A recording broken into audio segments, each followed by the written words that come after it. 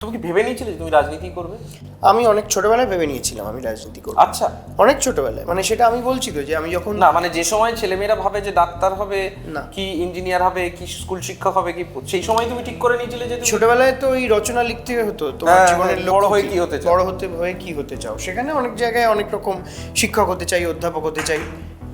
অধ্যাপক হতে চাই, কিন্তু তার চেয়ে অনেক বেশি রাজনীতি করতে চাই, রাজনৈতিক কর্মী হতে চাই।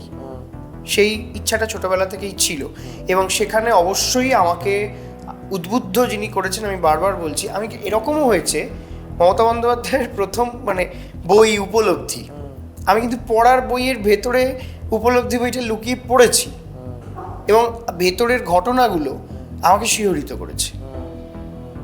এবং পরবর্তীতে এই যে যত গান, মানে যে গান রাজনীতিকে কেন্দ্র করে, যে গানের প্রেক্ষাপটে রাজনীতি আছে, যে নাটকের প্রেক্ষাপটে রাজনীতি আছে, সেই জায়গায় আমি আমার অবচেতনে অদ্ভুতভাবে সেই পরিস্থিতির সঙ্গে মমতা বন্দ্যোপাধ্যায়ের রাজনীতিকে কোথাও একটা মেলাতে চাইতাম এবং সেগুলো মিলতো।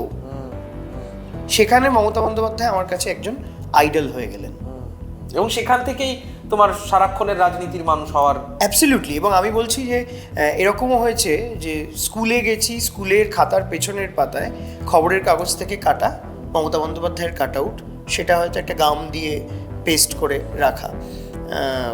সেই সময় আমি দেখেছি যে আমার যারা সহপাঠী তারা হয়তো স্কুলের পেছনের পাতায় প্রেমপত্র লিখছে, কিন্তু আমার পাতাটা খুললে আমি মমতা বন্দ্যোপাধ্যায়ের ছবি সেটা দেখছি। মানে হয়েছে এটা এভাবেই, মানে ওটা আমাকে খুব টেনেছিল সেই সময়, আকর্ষণ করেছিল।